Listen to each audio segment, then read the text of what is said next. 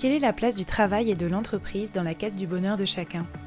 Avec profondeur et humour, Paul Devendre nous emmène en quête d'un nouvel équilibre entre vie pro et vie perso. Destination bonheur pour le grand public et expédition en kayak au pays de la RSE avec Co-Théâtre, sa conférence spectacle provoque tour à tour la réflexion et le rire avec le même impact et nous aide à décrypter une société en pleine évolution. Destination bonheur est un spectacle qui essaye de comprendre comment trouver son chemin dans un monde qui devient de plus en plus incertain. On le voit au niveau climatique, mais pas que.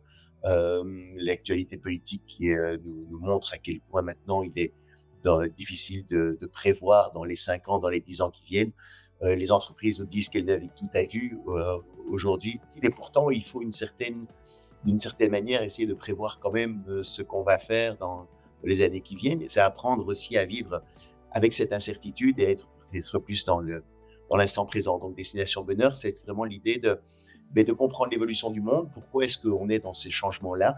Qu'est-ce qui est en train de se faire et comment, malgré tout, malgré ces incertitudes, trouver son chemin dans ce monde aujourd'hui. Comme tout bon Belge qui se respecte, j'ai grandi le nez dans les bandes dessinées, mais je n'ai pas été très surpris que les premières réponses à cette crise existentielle me viennent à travers une image, celle d'un kayak et d'une rivière.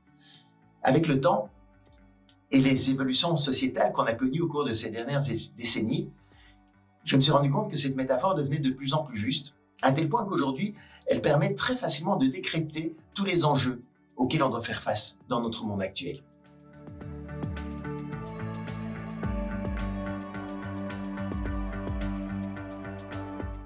L'entreprise est dans la rivière aussi. L'entreprise ne peut plus être dans une idée d'apporter une sécurité, de dire voilà, dans 5 ans on sera là, dans 10 ans on sera là, avec des plans à long terme. Elle ne peut plus proposer une sécurité de long terme, mais elle peut proposer un environnement qui va permettre à chacun de se développer, d'avoir du sens, de comprendre, de rendre vraiment service à des gens. De ne pas être dans une idée de croissance à tout prix, mais dans une idée de rendre service à une communauté grâce à un produit, un service qu'ils vont mettre ensemble, qu'ils vont organiser, mais avec des valeurs partagées, avec des valeurs communes. Et donc, c'est là toute l'importance de retrouver en fait le sens. Pourquoi est-ce qu'on fait ça? Et c'est pas juste mission statements qu'on va accrocher sur un mur en disant voilà, tout le monde adhère à ça et puis on va quand même essayer de gagner le plus d'argent possible. Je crois que c'est une vraie révolution où il faut vraiment remettre en fait l'humain au centre du jeu, au centre de l'entreprise. Et pourtant aujourd'hui, il me semble urgent de se mettre à penser autrement en remettant nos pyramides à l'endroit pour le bien de la planète aussi. Sur le lac, la génération des 30 Glorieuses avait cru pouvoir enfin dompter la nature. Alors oui, il y a eu des choses extraordinaires qui ont été faites, évidemment. Mais il faut reconnaître qu'on a aussi foutu un sacré bordel.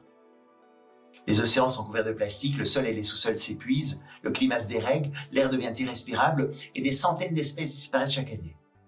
En fait, notre monde ressemble aujourd'hui à une énorme discothèque où on a rallumé la lumière au bout de la nuit. Alors oui, pour le bien de la planète aussi et des générations futures, il est peut-être temps aujourd'hui de sortir de cette boîte de nuit, de prendre un grand bol d'air frais et de rejoindre la rivière. Comme le conclut parfaitement mon ami japonais, dans la rivière, il y a kakayaké.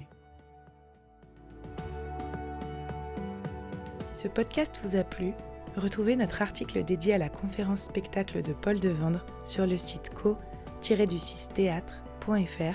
dans la rubrique Actualité. Merci de votre écoute et à bientôt.